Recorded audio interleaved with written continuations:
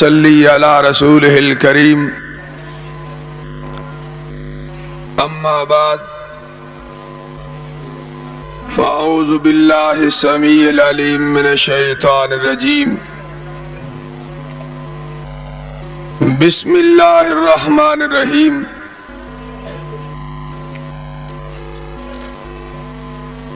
لقد کان لکم فی رسول اللہ اسوۃ حسنہ۔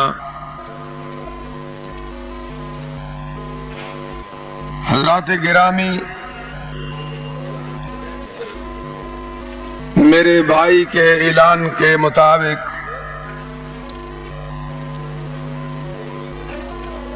حقیقی بات ہے کہ آج مجھے پہلی مرتبہ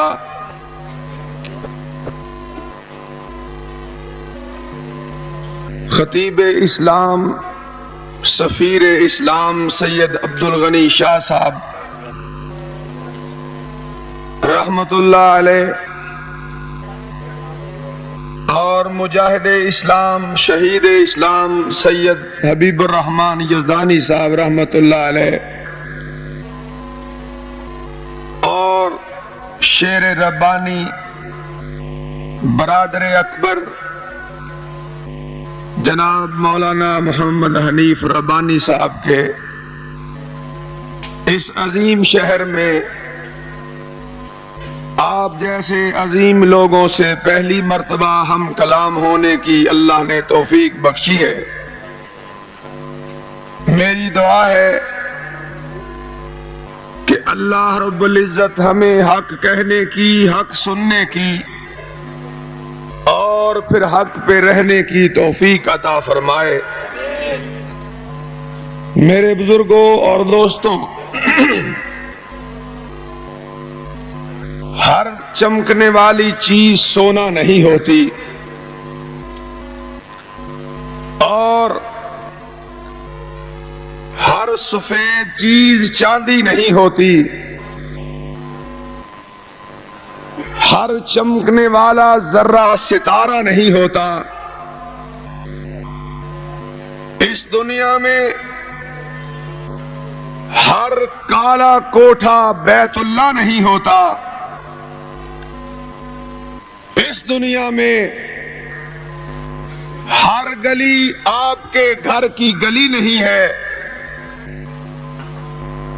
اس دنیا میں ہر سیاہ چیز کوئلہ نہیں ہے، اس دنیا میں ہر ہوا باد نسیم نہیں ہے۔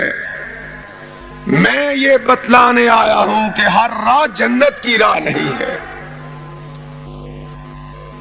آئیے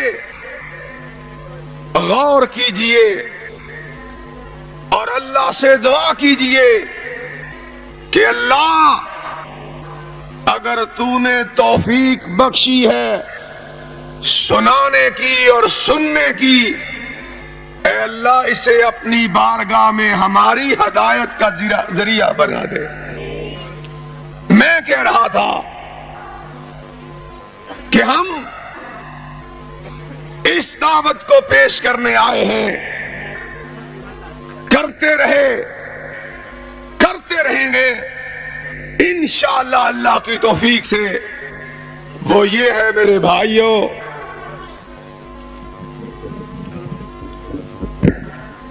کہ ہر راہ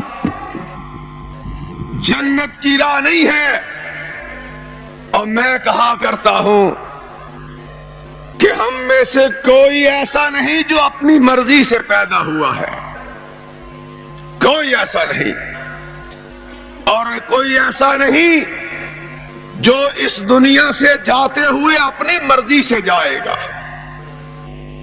نہ آئے اپنی مرضی سے نہ گئے اپنی مرضی سے۔ او میرے بزرگوں، آنے کے بعد جانے تک کا وقت ہم اپنی مرضی سے کیسے گزار رہے ہیں؟ یہ کیسے مناسب ہے؟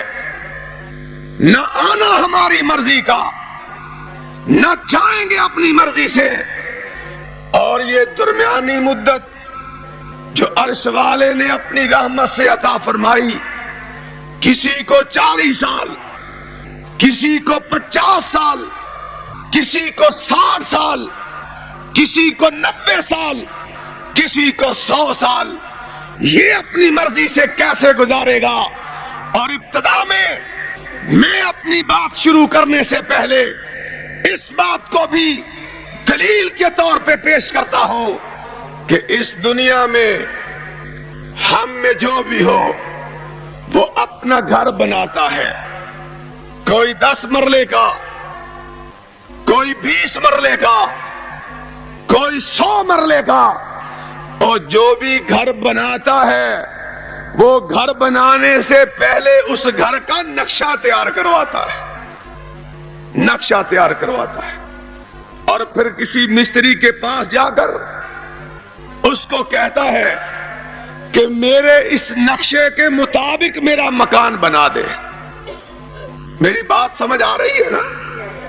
نقشے کے مطابق میرا مکان بنا دے، یہاں دروازہ لگے گا، یہاں کھڑکی لگے گی، یہاں فلاں چیز لگے گی، یہاں فلاں چیز لگے گی۔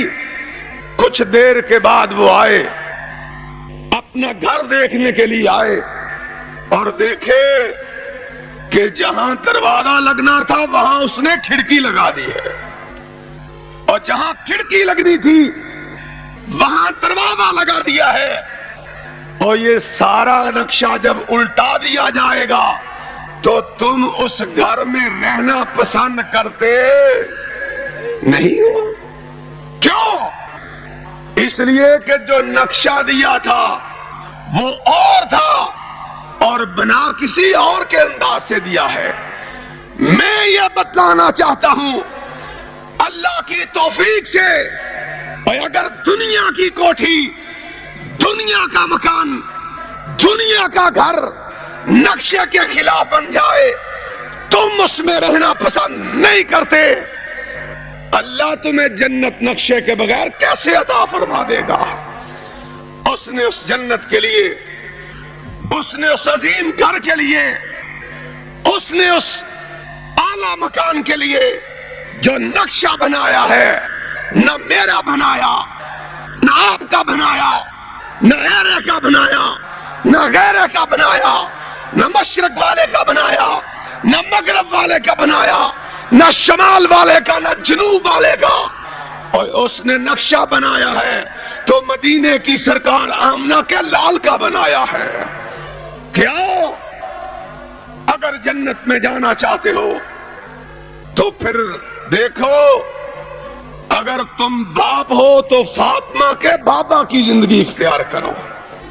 اہل حدیث کی دعوت ہے، اہل حدیث لڑانا نہیں جانتا، اہل حدیث مروانا نہیں جانتا۔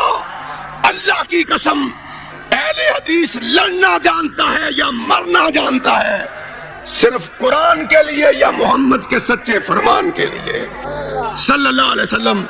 میں کہہ رہا تھا کہ لوگوں آؤ، ان ابتدائی باتوں میں میں یہ عرض کرنا چاہتا ہوں کہ اگر دنیا کی کوٹھی تمہاری نقشے کے بغیر نہیں بن سکتی تو اللہ بھی تمہیں جنت نقشے کے بغیر نہیں دینا چاہتا۔ اس نے نقشہ بنایا، لَقَدْ كَانَ لَكُمْ فِي رَسُولِ اللَّهِ أُسْوَةٌ حَسَنَةٌ کہ آؤ، اگر باپ بن کے رہنا ہے تو پھر فاطمہ کے بابا کی زندگی اختیار کرو۔ آ جاؤ، کعبہ کے رب کی قسم، کعبہ کے رب کی قسم، کعبہ کے رب کی قسم، جو نبی کی اس دنیا میں آمد پہ صحیح خوش ہے، صحیح عاشق ہے، صحیح محب ہے، وہ نبی کی ادا کو دیکھتا ہے، اپنی جذبات کو نہیں دیکھتا ہے، نبی کی ادا کو دیکھتا ہے کہ وہ باپ کیسے تھا، بھائی کیسا تھا، شوہر کیسا تھا، امام کیسا تھا، سپہ سالار کیسا تھا، ہادی کیسا تھا، مرشد کیسا تھا، راہبر کیسا تھا، قائد کیسا تھا، رہنما کیسا تھا۔ اور جب ہر چیز پیغمبر کی لے کے چلتا ہے، عرش والا آسمانوں سے رحمتوں کا دروازے کھول دیتا ہے۔ یہ ہماری دعوت ہے، یہ ہماری پکار ہے۔ لوگوں، میں یہ کہنا چاہتا ہوں، آج کا دن بڑا تاریخی دن ہے۔ اللہ کی قسم آپ خوش نصیب ہیں کہ آج اس دن اکٹھے ہوئے ہیں جس دن دو جہاں کی رحمت نے پیدائش ہوئی تھی، پیدا ہوئے تھے۔ 9 ربیع الاول سوموار کا دن 20 اپریل 571 عیسوی، اور میرا آقا اس دنیا میں تشریف لایا تھا۔ آؤ اس کی سیرت کے چند گوشوں کا ذکر کر کے اپنی بات ختم کرنا چاہتا ہوں۔ لوگوں، اس آقا کی جس نے اطاعت کی ہے، عرش والے نے اسے ہی اپنا محبوب بنایا ہے۔ جس نے اس کی اطاعت نہیں کی ہے، اللہ کی قسم، تمہارا آقا، تمہارا نبی، تمہارا رہنما، اور بڑے دکھ کی بات کہنا چاہتا ہوں، اللہ ہماری قسمت میں وہ نبی لایا کہ اگر رات کے اندھیرے میں وہ کوئی عمل کرے 1400 سال سے زیادہ وقت گزر جائے، آج بھی وہ حدیث کی کتاب میں مل جاتا ہے۔ رات کا اندھیرا، حضرت عائشہ رضی اللہ تعالیٰ عنہ روایت کرتی ہیں کہ میں نے بستر ٹٹولا، اور وہابیوں اپنے امام کی بات سن لو، اور مسلمانوں اپنے رہنما کی بات سنو، اور شرمندگی ہو تو کسی اور کو ہو۔ جو محمد کو اپنا رہنما مانتا ہے اسے شرمندہ ہونے کی کوئی ضرورت نہیں ہے۔ عیسائی اس وقت دنیا میں سب سے بڑے بدماش ہیں۔ انہوں نے دعویٰ کیا کہ ہم چاند تک پہنچ گئے ہیں، اور اپنے آپ کو چاند تک لے جانے والے آج تک نہیں بتلا سکے کہ عیسیٰ کے شب و روز کیسے گزرے تھے، نہیں بتلا سکتے۔ اور یہودی موسیٰ کو اپنا نبی ماننے والے اس وقت پوری دنیا کے مال کے مالک بن گئے، مگر موسیٰ کی زندگی کے چند گوشوں کے سوا انہیں کوئی پتہ نہیں کہ موسیٰ کیا کر کے گیا ہے۔ یہ بتا سکتا ہے تو خدا کی قسم صرف محمد کا نام لیوا بتلا سکتا ہے۔ کیوں؟ میں کہہ رہا تھا، حضرت عائشہ روایت کرتی ہیں رضی اللہ تعالیٰ عنہ کہ رات کا اندھیرا ہے، میرا حجرہ ہے، میں نے دیکھا کہ نبی پاک اپنے بستر پاک پہ موجود نہیں ہیں۔ فرماتی ہے میں نے ہاتھ پھیرا، ٹٹولا، نبی موجود نہیں۔ پریشان ہوئی، کیا سبب ہے، کیا علت ہے، کیا وجہ ہے، نبی بستر پہ موجود نہیں ہے۔ فرماتی ہے میں چارپائی سے اتری، میں نے زمین پہ ہاتھ پھیرا، میں نے دیکھا، محسوس کیا کہ دو جہاں کا امام اپنی جبین نیاز کو زمین پہ رکھ کے عرش والے سے راز و نیاز کی باتیں کر رہا ہے۔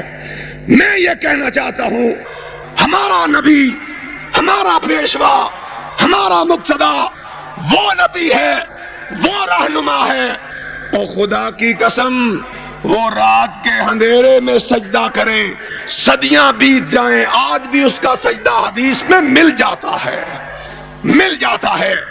ایسا امام، ایسا پیشوا، ایسا مقتدا کہ جس کو رب نے پوری کائنات کے لیے، قیامت تک کے لیے، انسانوں کے لیے آئیڈیل بنا کے رکھا ہے، نمونہ بنایا۔ اور آقا خود فرماتے ہیں من اطاع محمدن فقد اطاع اللہ، من اطاع محمدن فقد اطاع اللہ۔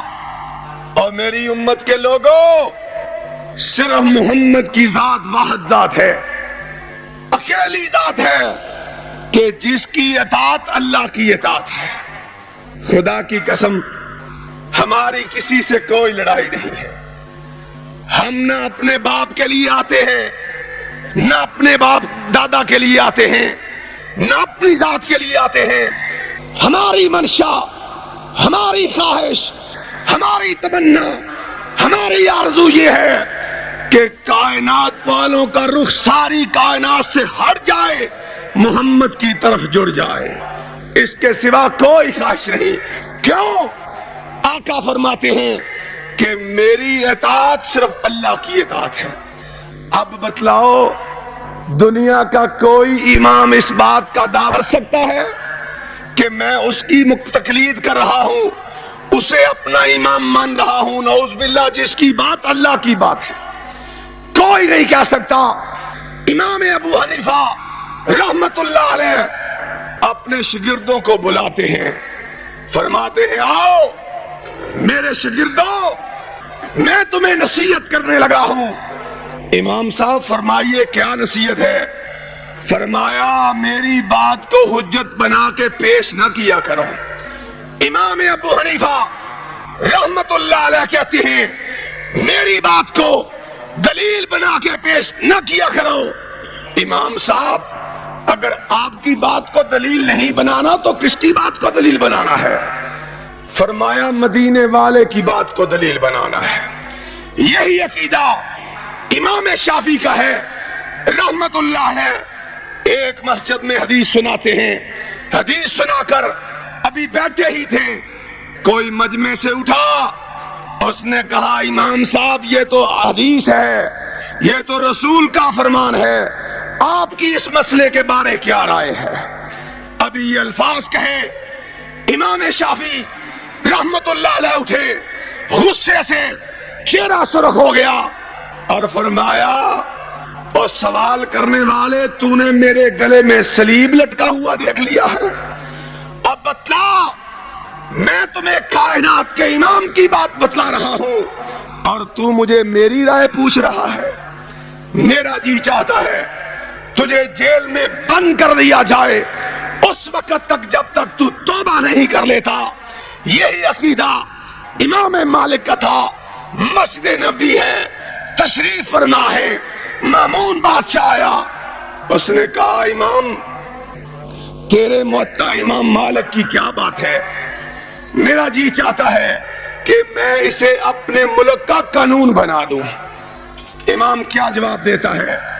فرمایا بادشاہ میرے موتے کو ملک کا قانون نہ بنا، اس صاحب قبر کی بات کو ملک کا قانون بنا۔ یہی عقیدہ امام احمد کا تھا، یہی عقیدہ آج ہمارا ہے کہ لوگوں آؤ، اطاعت کے لائق صرف محمد اور رسول اللہ کی ذات ہے صلی اللہ علیہ وسلم۔ اپنے شب و روز، اپنا روزہ، اپنی نماز، اپنا حج، اپنا صدقہ، اپنی خیرات، اپنا جینا مرنا، اگر کسی کے پیچھے چلا کے مرنا ہے یا کرنا ہے تو وہ صرف مدینے والی سرکار ہے صلی اللہ علیہ وسلم۔ میں کہہ رہا تھا، آقا فرماتے ہیں من اطاع محمدن فقد اطاع اللہ، اور پھر فرمایا من عصا محمدن فقد عصا اللہ، جو میری نافرمانی کرے گا وہ اللہ کی نافرمانی کرے گا۔ وَمُحَمَّدٌ فَرْقٌ بَيْنَ النَّاسِ، اور لوگوں جنت اور دوزخ کو پرکھنے کے لیے، حق اور باطل کو پرکھنے کے لیے، سچ اور جھوٹ کو پرکھنے کے لیے اگر رب نے کسی کو پیمانہ بنایا ہے تو وہ صرف محمد کی ذات کو بنایا ہے صلی اللہ علیہ وسلم۔ میں کہہ رہا تھا آئیے اس نبی کے پیچھے، آئیے اس امام کے پیچھے، آئیے اس مقتدا کے پیچھے، آئیے اس ہادی کے پیچھے، آئیے اس پیشوا کے پیچھے۔ کیوں؟ سارا قرآن پڑھ کے دیکھ لو، اللہ اکبر، سارا قرآن اللہ رب العزت نے جہاں یہ فرمایا ہے اطیع اللہ، وہاں فرمایا ہے اطیع الرسول۔ سارا قرآن پڑھ لو، سارا قرآن، ایک مرتبہ بھی اللہ نے ایسا نہیں کیا کہ اپنی اطاعت کا ذکر کیا ہو ساتھ محمد کی اطاعت کا ذکر نہ کیا ہو۔ جہاں فرمایا اطیع اللہ، وہاں یہ بھی فرمایا واطیع الرسول، اللہ کی اطاعت کرو، رسول کی اطاعت کرو۔ اور یہاں ایک نکتہ ہے، کہ جس آیت میں رب نے فرمایا وَأُولِي الْأَمْرِ مِنْكُمْ، اللہ کی اطاعت کرو، رسول کی اطاعت کرو، اور فرمایا ساتھ اپنے حکمرانوں کی اطاعت کرو، عمرا کی۔ اور لوگوں قرآن پڑھ کے دیکھ لو، جب اللہ نے اپنا نام لیا تو صیغہ واحد کا استعمال کیا، جب رسول کا لیا صیغہ واحد کا استعمال کیا، اور جب حکمرانوں کی باری آئی تو صیغہ جمع کا استعمال کیا۔ کیوں؟ قیامت تک نہ رب بدل سکتا ہے، نہ رسول بدل سکتا ہے، نہ ان کی بات بدل سکتی ہے، نہ اطاعت بدل سکتی ہے، اور حکمران بدلتے رہیں گے، امیر بدلتے رہیں گے، امراء بدلتے رہیں گے۔ میں کہہ رہا تھا میرے نبی کی اطاعت کا رب نے اتنا علم بلند کیا، اتنا علم بلند کیا کہ فرمایا اللہ کی اطاعت کرو، ساتھ کہا رسول کی اطاعت کرو۔ ایسا امام کہاں سے لایا جا سکتا ہے؟ ایسا پیشوا، ایسا مبین، ایسا واضح رسول کہ جو جاتے ہوئے فرماتا ہے لَقَدْ تَرَكْتُكُمْ عَلَىٰ مِثْلِ الْبَيْضَاءِ، اور دنیا والوں میں تو دنیا سے جا رہا ہوں، لیکن یاد رکھو جو دین، جو روشنی، جو راستہ تمہارے اندر چھوڑ کے جا رہا ہوں، اور لیلھا کنہارھا، لیلھا کنہارھا، لیلھا کنہارھا، اور اس کی راتیں بھی دن کی اجالے کی طرح روشن ہیں۔ پھر ہمیں گھبرانے کی کیا ضرورت، پھر ہمیں ڈرنے کی کیا ضرورت، پھر ہمیں شرمانے کی کیا ضرورت، پھر ہمیں گھبرانے کی کیا ضرورت، جب دین رب نے اس ہادی کے ہاتھ سے وہ دیا ہے جس کی راتیں دن کی طرح چمکتی ہیں۔ مسئلہ صرف یہ ہے کہ اس کی ادا کو دیکھ کے سفر کیا جائے، اس کی نماز کو دیکھ کے نماز پڑھی جائے، اس کے جہاد کو دیکھ کے جہاد کیا جائے، اس کی حکومت کو دیکھ کے حکومت کی جائے، اس کی تبلیغ کو دیکھ کے تبلیغ کی جائے، اس کی خاموشی کو دیکھ کے خاموش رہا جائے، اس کی مسکراہٹ کو دیکھ کے مسکرایا جائے، اور جو میرا نبی کرتا رہا وہ کیا جائے۔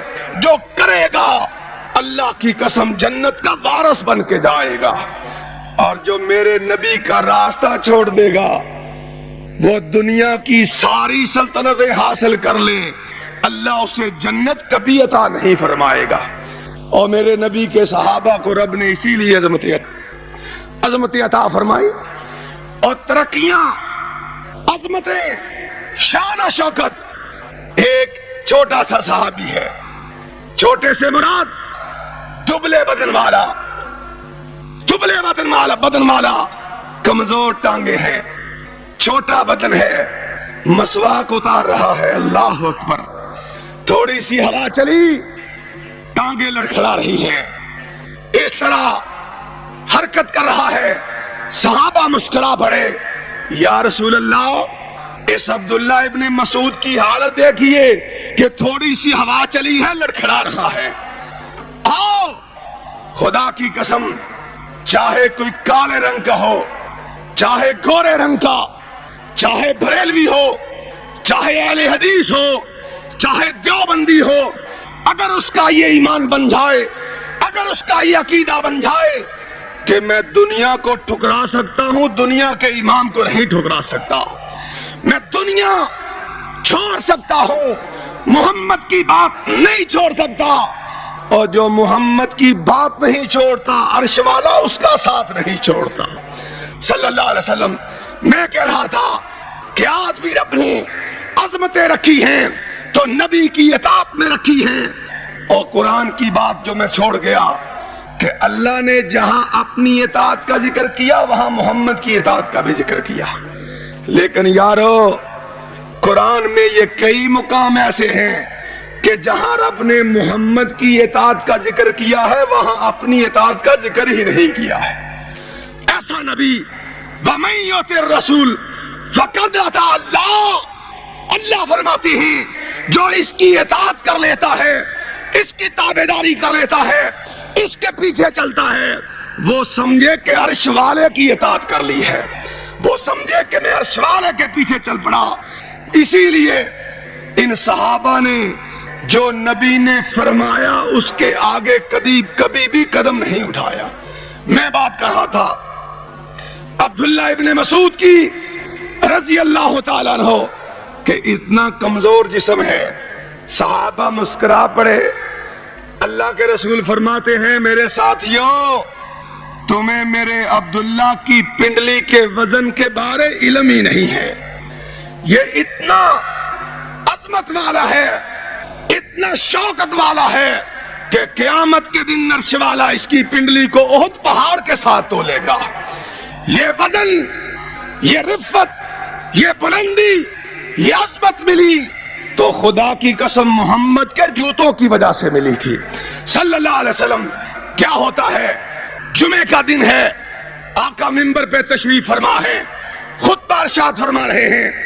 آپ نے دیکھا کہ مسجد کے صحن میں کچھ لوگ کھڑے باتیں کر رہے ہیں۔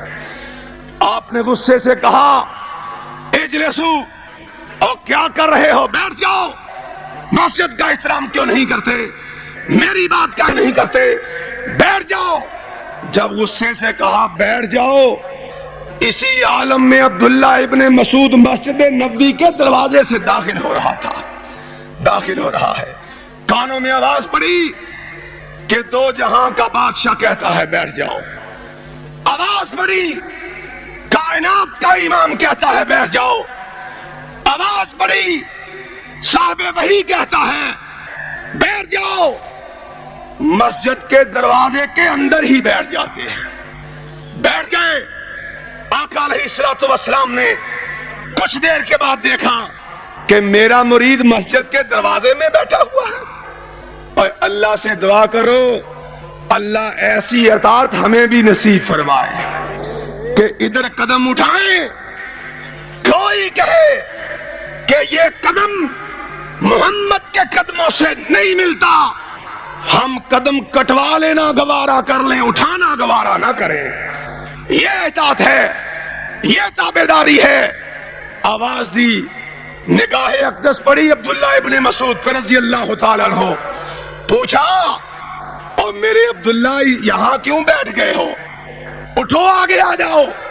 عبداللہ ابن مسعود رضی اللہ تعالیٰ عنہ کھڑے ہوئے، کیا فرماتے ہیں، آقا لا تقدموا بین یدی اللہ ورسول، یا رسول اللہ آپ پہ نازل ہونے والے قرآن میں پڑھا ہے کہ مسلمان مومن کے لیے جائز نہیں ہے جب عرش والے یا مدینے والے کا حکم آ جائے اس کے آگے ایک قدم بھی اٹھایا جائے۔ یا رسول اللہ جب میرے کانوں میں آواز پڑی کہ بیٹھ جاؤ، میں نے باہر والا قدم اندر اس لیے نہیں لایا کہیں گستاخی نہ ہو جائے، اندر والا قدم باہر اس لیے لے کے نہیں گیا کہیں گستاخی نہ ہو جائے۔ آقا میں نے ادب اسی کو سمجھا، میں نے اطاعت اسی کو سمجھا، میں نے محبت اسی کو سمجھا کہ جہاں آپ کا فرمان ملا ہے وہیں بیٹھ جانا چاہیے۔ لوگوں یہ ہمارا امام ہے، یہ ہمارا مقتدا ہے، یہ ہمارا پیشوا ہے کہ اس کے ہوتے ہوئے کسی اور کے پیچھے چلنا رب نے مناسب نہیں جانا، جائز نہیں سمجھا، اس کو حرام قرار دیا ہے۔ ایک اور واقعہ سناتا ہوں، یہ خلیفۃ المسلمین ہے، امیر المومنین ہے، 44 لاکھ مربع میل کا حکمران ہے، نام کیا ہے، عمر ابن خطاب رضی اللہ تعالیٰ عنہ، اور صرف نام ہی نہیں بلکہ محمد کی مراد بھی ہے صلی اللہ علیہ وسلم، رب سے مانگ کے لیا تھا، حکمران ہے، فتویٰ جاری کرتا ہے کہ آج کے بعد میری حکومت میں کوئی حاجی حج کرنے جائے وہ حج تمتع کے بعد احرام نہیں کھول سکتا ہے، ہائے ہائے ہائے، احرام نہیں کھول سکتا۔ لوگوں آج بھی ہماری نجات کا رب نے بندوبست وہی فرمایا جو آج سے 1400 سال پہلے فرمایا ہے۔ کیوں؟ خاتم النبیین بھی ہے، نبی بھی ہے، الیوم اکملت لکم دینکم واتممت علیکم نعمتی ورضیت لکم الاسلام دینا. اس دین کا پہنچانے والا بھی ہے. جس طرح اس دین کو دوبارہ تبدیل نہیں کیا جا سکتا، اس کے اندر اضافہ نہیں کیا جا سکتا، اور اسی طرح محمد کے ہوتے ہوئے کسی اور کو امام نہیں بنایا جا سکتا اور کسی کو راہبر نہیں کہا جا سکتا. میں کہہ رہا تھا اس نے فتویٰ جاری کیا، کوئی حاجی، کوئی مکے کی طرف سفر کرنے والا حج کی نیت سے وہ حج تمتع کے بعد احرام نہیں کھول سکتا. اللہ اکبر، اس کا اپنا لخت جگر، اپنا لخت جگر. عبداللہ ابن عمر رضی اللہ تعالیٰ عنہ حج تمتع ادا کر کے احرام کھول دیتے ہیں. ایک یمنی آگے بڑھا، اس نے کہا عبداللہ یہ کیا کر رہا ہے؟ تیرے باپ امیر المومنین کا فتویٰ ہے کہ حج تمتع کے بعد احرام نہیں کھولا جا سکتا. کیا جواب دیتا ہے؟ امر ابی یتبع امر رسول اللہ. اور یمنی بتلا کہ عبداللہ نے کلمہ محمد کا پڑھا ہے یا عمر ابن خطاب کا پڑھا ہے؟ میں نے آقا سے سنا تھا کہ کوئی آدمی حج تمتع کے بعد احرام کھول لے، کوئی مسئلہ نہیں ہے. جو آقا سے سنا وہی کر رہا ہوں. میں نے اپنے باپ کا کلمہ نہیں پڑھا ہے. لوگوں، آج حکمران ہو تب بھی، سیاستدان ہو تب بھی، مولوی ہو تب بھی، پیر ہو تب بھی، پگڑی والا ہو تب بھی، ٹوپی والا ہو تب بھی، تم اگر کسی کے پیچھے چلو تو صرف محمد کی بات کے پیچھے چلو صلی اللہ علیہ وسلم. جب تم اس کی بات کے پیچھے چلو گے، خدا کی قسم نہ دنیا میں شرمندگی ملے گی نہ آخرت میں شرمندگی ملے گی.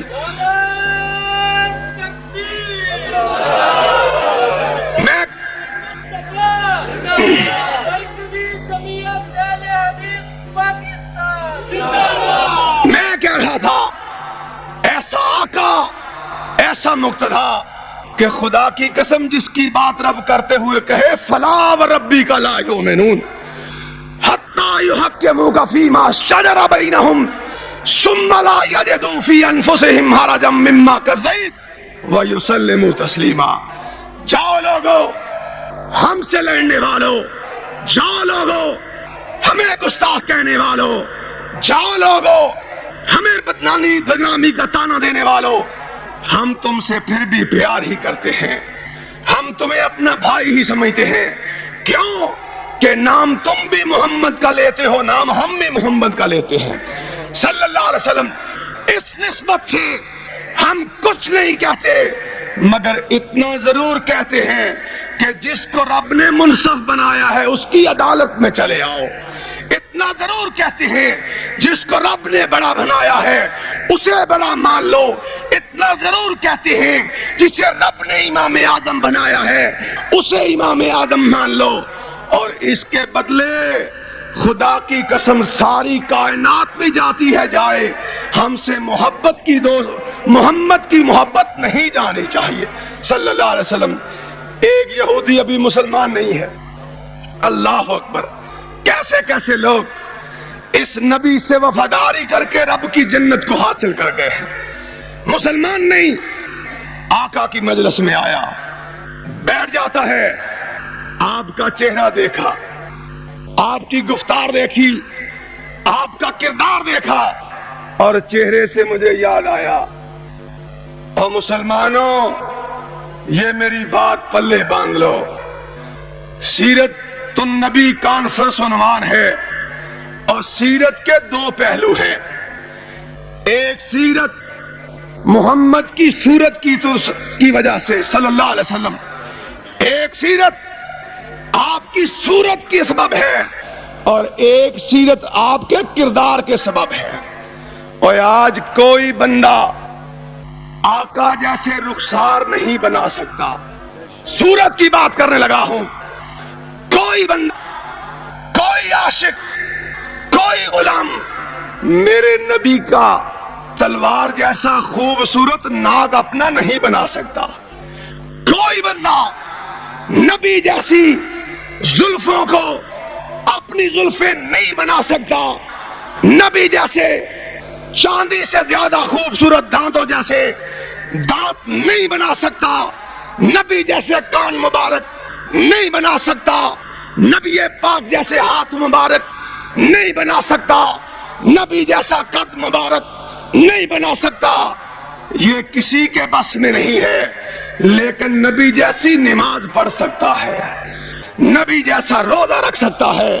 اور بلال کیا کرتا تھا کہ جس کی وجہ سے اللہ اس کے ٹوٹے جوتے کی آواز جنت تک پہنچا دیتا تھا، رنگ بھی کالا، ہونٹ بھی موٹے، قد بھی چھوٹا، زبان بھی توتلی، مگر نقشہ صرف محمد کا لیتا تھا، قدم زمین پہ مارتا تھا، اللہ اس کی آواز جنت میں پہنچا دیتا تھا۔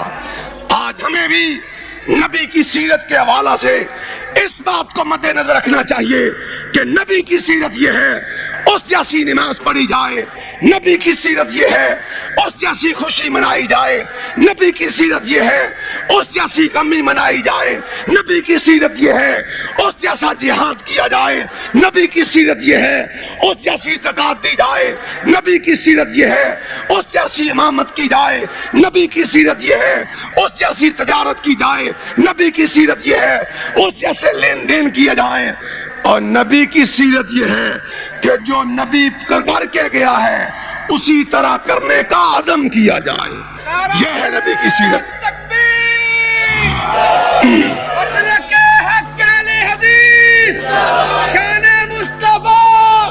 میں کہہ رہا تھا ایک یہودی، ہمیں پتہ نہیں کتنے برس ہو گئے ہیں کہ محمد کی غلامی کا نام لیتے ہیں صلی اللہ علیہ وسلم، باپ مسلمان، دادا مسلمان، پردادا مسلمان، گھرانہ مسلمان، لیکن محبت کا عالم یہ ہے، ہائے ہائے ہائے ہائے کیا کہوں، کچھ نہیں کہتا، میں اتنا کہتا ہوں کہ سچی محبت وہ ہے ادھر فرمان محمد ہو ادھر گردن جھکائی ہو۔ یہودی آیا بیٹھ جاتا ہے، آپ کے چہرے پر انوار کو دیکھ کے کہنے لگا یا رسول اللہ میں مسلمان ہونا چاہتا ہوں، مجھے کلمہ پڑھاؤ۔ توجہ فرمانا، کھڑا ہوتا ہے، آقا کلمہ پڑھاتے ہیں، بیٹھ جاتا ہے، اور یہ ہے محبت، یہ ہے ذات، اور جن کا یہ عقیدہ ہے کہ محمد کی اطاعت اللہ کی اطاعت ہے، وہ محمد کی بات کو کبھی نہیں چھوڑا کرتے صلی اللہ علیہ وسلم، ملے صحیح گردن جھکا دیتے ہیں۔ بیٹھ گیا مسلمان ہو کر، آقا نے پوچھا صلی اللہ علیہ وسلم اور بتلاؤ اس مدینے میں فلاں یہودی کی گردن کون اتارے گا؟ سارے بیٹھے ہوئے ہیں۔ آج ہمیں بھی جب کہا جائے کہ نبی کا فرمان اس معاملے یہ ہے، ہم اپنی گردن نیچی کر کے نکلنا چاہتے ہیں، کبھی کوئی بہانہ، کبھی کوئی بہانہ، آ جاؤ، ایک ذات رب نے بنائی ہے، وَمَا أَرْسَلْنَاكَ إِلَّا كَافَّةً لِلنَّاسِ، وہ صرف وہ ہے کہ جس کی بات کے سامنے ہماری نہیں چل سکتی، جس کی بات کے سامنے پوری کائنات کی بات نہیں چل سکتی، وہ ہے کہ جسے وہابی اپنا امام اعظم کہتے ہیں، وہ ہے جسے ہم اپنا مقتدی اعظم کہتے ہیں، وہ ہے جسے ہم اپنا رہبر اعظم کہتے ہیں۔ خدا کی قسم، نہ رب نے اس جیسا بنایا ہے نہ بنانا ہے، صدیاں بیت گئی ہیں، اور ہمارے دل میں بھی آج بھی بس رہا ہے تو مدینے والا ہی بس رہا ہے۔ ہم نے بھی کسی دائیں والے، بائیں والے، سامنے والے، پیچھے والے کی طرف دیکھنا گوارا نہیں کیا ہے، رب سے عزم کیا ہے، رب سے وعدہ کیا ہے، اے اللہ صدیاں بیت گئی ہیں، قیامت آ سکتی ہے، مگر وہابیوں کے دل صرف محمد کی محبت سے ہی دھڑک سکتے ہیں صلی اللہ علیہ وسلم۔ تو میں کہہ رہا تھا، آقا فرماتے ہیں بتلاؤ اس کی گردن کون اتارے گا؟ ابھی کوئی بھی نہیں اٹھا کہ نو مسلم ابھی مسلمان ہونے والا کھڑا ہو جاتا ہے، کھڑا ہو جاتا ہے، کہنے لگا یا رسول اللہ میں گردن اتارتا ہوں. آپ نے فرمایا جاؤ اتار دو. وہ گھر گیا. آخری بات سن لو, توجہ میری طرف. گھر گیا, تلوار لی اور سیدھا اس یہودی کے گھر جا کے اس کی گردن اتار دیتا ہے. کیوں؟ کہ یہ اس کا فرمان ہے جس کے بارے رب کہتا ہے وَمَا يَنْتِقُ عَنِ الْهَوَىٰ إِنْ هُوَ إِلَّا وَحْيٌ يُوحَىٰ کہ اس کے ہونٹ حرکت کرتے ہیں تو عرش والے کی مرضی سے کرتے ہیں. اس کا فرمان ہے. گیا, گردن اتاری, گھر واپس آیا اور پانی کے ساتھ تلوار صاف کر رہا ہے. اللہ اکبر. اللہ ایسا ایمان ہمیں بھی نصیب فرما, ایسی محبت ہمیں بھی نصیب فرما. تلوار صاف کر رہا ہے. اس کا بڑا بھائی آیا. دو ہی بھائی تھے, ماں بھی فوت ہو گئی تھی, باپ بھی فوت ہو گیا تھا. آیا, اپنے بھائی سے پوچھنے لگا بھائی تیری تلوار کو خون کس کا لگا ہے, کس کا لگا ہے؟ اپنے قدم روک لو, ہم تمہارے مخالف نہیں. رک جاؤ, ٹھہر جاؤ. ہر قدم اٹھانے سے پہلے دیکھو کیا یہ محمد نے اٹھایا صلی اللہ علیہ وسلم. ہر کام کرنے سے پہلے سوچ لو کہیں نبی نے تو ایسا نہیں کیا ہم کر کے کہیں عذاب میں مبتلا نہ ہو جائیں. آؤ ایسی سیرت اپناؤ, ایسا کردار اپناؤ جیسے اس نو مسلم نے اپنایا. اس کے بھائی نے پوچھا میرے بھائی تیری تلوار کو خون کس کا لگا ہے؟ کہنے لگا بھائی اللہ اکبر, آج اسے قتل کر کے آیا ہوں جو میرے تیرے باپ کے مرنے کے بعد تیری میری پرورش کرتا رہا تھا, اسے مار کے آیا ہوں. اس کے بھائی نے کہا اور تیرے دماغ کو کیا ہو گیا ہے, آج تو ایک محسن کو قتل کر دیا ہے, اپنے مربی کو مار آیا ہے. کھڑا ہوا, کہنے لگا بھائی سن لے, وہ تیرا میرا محسن تھا, تیرا میرا مربی تھا, اور جس کی بات میں مان کے مار کے آیا ہوں وہ سارے جہان کا محسن ہے, سارے جہان کا مربی ہے. اس کا بھائی جلدی سے کہنے لگا پھر بتلاؤ اگر آج وہ تجھے میری گردن کے اتارنے کا حکم دے تو کیا میری گردن بھی اتار دے گا؟ کھڑا ہوا, تلوار کو لہرایا, فضا میں لہرایا, کیا کہتا ہے لَإِنَّ مَرَنِي بِقَتْلِكَ لَقَتَلْتُكَ. بھائی سن لے, جس کی میں نے اطاعت کی ہے, جس کی میں نے فرما برداری کی ہے, کعبہ کے رب کی قسم اگر تیری گردن کے اتارنے کا حکم صادر کرے میں تیری گردن بھی اتار دوں گا. یہ محبت ہے, یہ اطاعت ہے, یہ فرما برداری ہے. لوگوں اس پرفتن دور میں اسے آئیڈیل بناؤ, اس پرفتن دور میں اسے نمونہ بناؤ, اس پرفتن دور میں اسے ہادی بناؤ کہ جسے رب نے معبوس فرمایا ہے, جس کی صداقت کی, جس کی امانت کی, جس کی زبان کی اللہ حفاظت کرتا ہے, اللہ ضمانت دیتا ہے.